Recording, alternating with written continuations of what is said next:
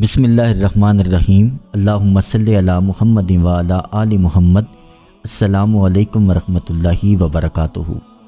کہیں روشنی کسی کے دل میں اتری، کہیں اندھیرے کے پردے ہٹے، کہیں کوئی ٹوٹی ہوئی روح پھر سے جڑی، اور وجہ صرف درود پاک، درود ابراہیمی۔ یہ کوئی عام الفاظ نہیں، یہ وہ ذکر ہے جس میں اللہ کی رضا، محمد صلی اللہ علیہ وآلہ وسلم کا نور، حضرت ابراہیم علیہ السلام کی قربانیوں کی مہک چھپی ہے۔ درود ابراہیمی وہ سفر ہے جس میں اعتراض نہیں، صرف احترام ہے، نقصان نہیں صرف نفع ہے، اختلاف نہیں صرف اتحاد ہے۔ اس ویڈیو کو مکمل دیکھیے گا کہ درود پاک کے ورد کے ساتھ ساتھ کیا یہ چیزیں ہمارے اندر ہیں؟ اگر ہیں تو ہم نے ان چیزوں کو اپنے اندر سے نکالنا ہے، تبھی جا کر درود پاک کا نور، درود پاک کا فیض ہم حاصل کر سکیں گے۔ ہماری اس دنیا میں 3 قوتیں کام کر رہی ہیں، 3 طاقتیں کام کر رہی ہیں۔ سب سے پہلی سوچ کی طاقت، دوسری الفاظ کی طاقت، تیسری عمل کی طاقت۔ سب سے پہلے ہم نے اپنی سوچوں پر نظر رکھنی ہے، اپنی سوچوں کو مثبت بنانا ہے، ان سوچوں کو اچھے الفاظ کا لباس پہنانا ہے، خوبصورت الفاظ کا چناؤ کرنا ہے جس سے مخلوق خدا کو نفع ہو۔ الفاظ کے بعد ہم نے عملی طور پر اچھے کام سر انجام دینے ہیں جس سے مخلوق خدا کو فائدہ ہو۔ اگر ہم خود اچھا عمل نہیں کر پا رہے جس سے لوگ متاثر ہو کر ہمارے طرز عمل سے مستفید ہوں یا رہنمائی لیں، اور اگر ہمارے بولوں سے، ہماری گفتگو سے، ہماری باتوں سے مخلوق خدا کو نفع نہیں ہو رہا، تو کم از کم ان 2 قوتوں کے بعد تیسری بچ جانے والی قوت سوچ کو تو صحیح معنوں میں استعمال کریں۔ اگر ہم کسی کی تسبیح پر اعتراض کرنے والے ہیں، کسی کے نیک عمل پر ریاکاری کی تہمت لگانے والے ہیں، تو یہ بہت خطرناک عادت ہے جو کہ بہت نقصان دہ ہے۔ ہمیں اپنی سوچوں کو پاک کرنا ہے، اپنی سوچوں کو پازیٹیو کرنا ہے، مثبت کرنا ہے۔ یہ ہماری نسلوں کے اندر ذلت کا سودا ہوگا اگر ہم نے اپنی ان عادات کو نہ بدلا۔ ایسی طرز فکر اگر خدا نہ خواستہ ہمارے اندر رہی تو ہم اللہ کو ناراض کر بیٹھیں گے۔ اگر ہم میں سے کسی نے کسی کا کوئی عیب دیکھ لیا تو کوشش کریں اپنے مسلمان بہن یا بھائی کی پردہ پوشی کریں۔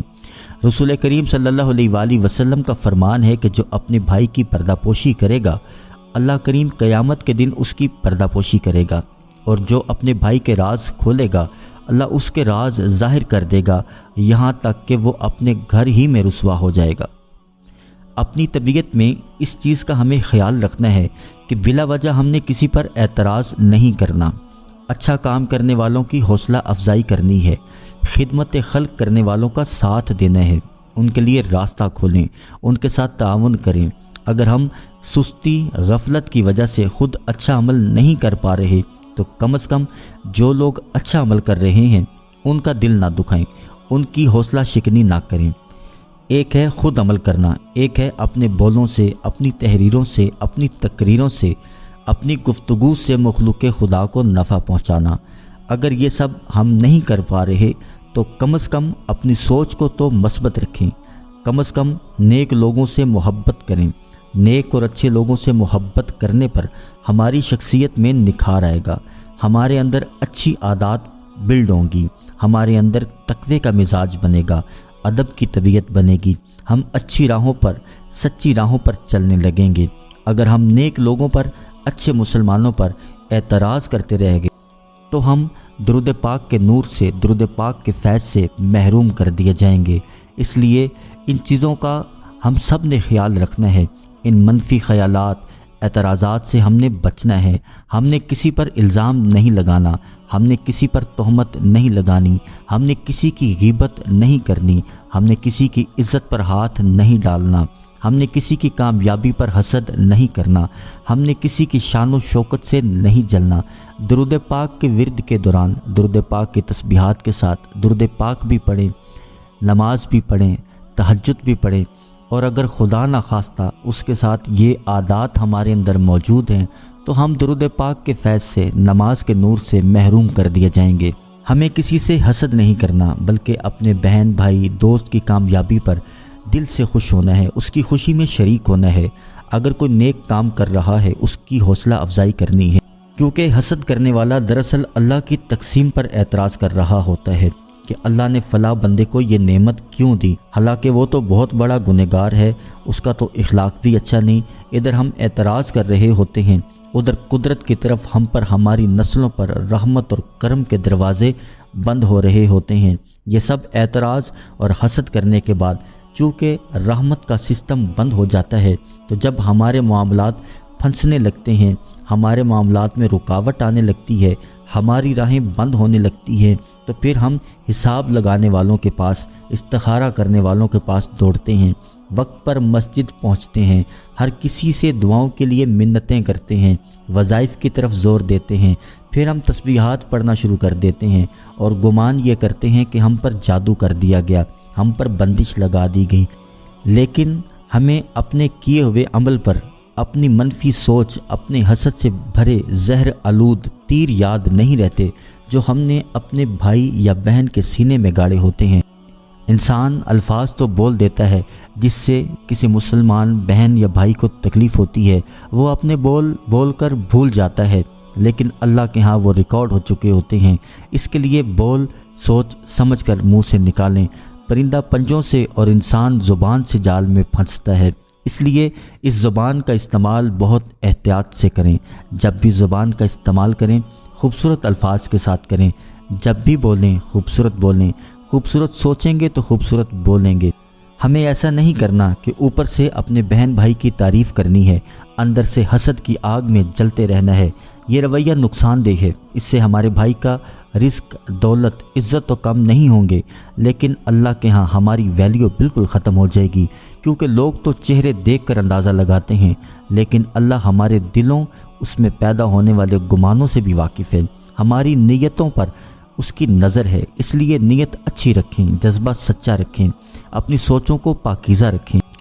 ہم نے حسد کرنے والوں کو، منافقت کرنے والوں کو ہمیشہ پچھلی صفوں میں دھکے کھاتے دیکھا ہے۔ سوچوں کو خالص اور پاکیزہ رکھیں، تب ذکر بھی فائدہ دے گا، تب درود پاک کا فیض بھی ملے گا، درود پاک کی برکتیں بھی ملیں گی، تب نسلوں کے اندر اس کا نور بھی چلے گا۔ اگر آپ اور میں ہم چاہتے ہیں کہ ہمیں بصیرت والی آنکھ مل جائے تو ہمیں اعتراض والی آنکھ کو بند کرنا ہوگا۔ جو ہمیں ظاہری آنکھوں سے دکھائی دیتا ہے ضروری نہیں کہ وہ سچ ہو، اور ضروری نہیں جو اس کا ظاہر ہے اس کا باطن بھی وہی ہو۔ اس لیے اعتراض کی آنکھ بند کریں تاکہ بصیرت کی آنکھ کو کھلنے کا موقع ملے، اور ظاہری آنکھ پر اعتماد کو کم کیجیے تاکہ آپ حکمت کے موتیوں سے بھرا ہوا خزانہ بن سکیں، آپ کی باطن کی آنکھ کو کھلنے کا موقع مل سکے۔ ایک اللہ والے سے پوچھا گیا دل کی آنکھیں کیسے ملیں گی؟ انہوں نے فرمایا جب تیرے سر کی آنکھیں، تیرے جسم کی آنکھیں، دنیا کے دھتکارے ہوئے طبقے جن پر ہر کوئی اعتراض کرتا ہے، تبصرہ کرتا ہے، اس پر تیری محبت والی نظر پڑے گی تو تو جلد دیکھے گا تجھے دل کی آنکھیں نصیب ہو جائیں گی۔ پوچھنے والے نے پوچھا کہ مزید وضاحت فرمائیں۔ فرمایا میں نے اعتراض کرنے والوں کو ہمیشہ خالی دیکھا ہے، میں نے اعتراض کرنے والوں کو اکثر دھکے کھاتے دیکھا ہے، میں نے اعتراض کرنے والوں کو ہمیشہ الجھنوں میں دیکھا ہے۔ ہمیں چاہیے کہ اس مزاج سے ہم بچیں اور اپنی اصلاح کی طرف متوجہ ہوں۔ اللہ کریم ہمیں درود پاک پڑھنے کے ساتھ نیک اعمال کی توفیق عطا فرمائے۔ اللہ کریم ہمیں لوگوں کی عیب جوئی سے بچائے۔ یہ درود ابراہیمی نہ کسی پر الزام لگاتا ہے، نہ کسی کو نیچا دکھاتا ہے، نہ کسی کو بھولتا ہے، یہ صرف جوڑتا ہے، جگاتا ہے، عطا کرتا ہے۔ یاد رکھیے درود پاک وہ عمل ہے جس کے بدلے اللہ خود رحمت نازل کرتا ہے، تو ہم کیسے درود پڑھ کر کسی کو تکلیف دیں؟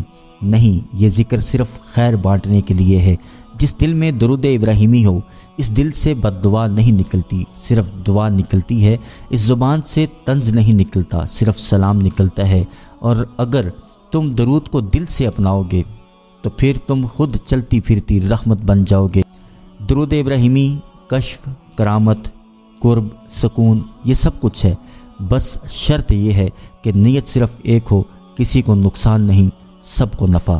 اللہ کریم آپ کو، مجھے، ہم سب کو باادب درود پاک پڑھنے والا، پڑھوانے والا بنا دے۔ اس ویڈیو کو صدقہ جاریہ سمجھ کے شیئر کیجیے گا۔ انشاءاللہ اگلی ویڈیو میں پھر حاضر ہوں گے۔ اللہ حافظ۔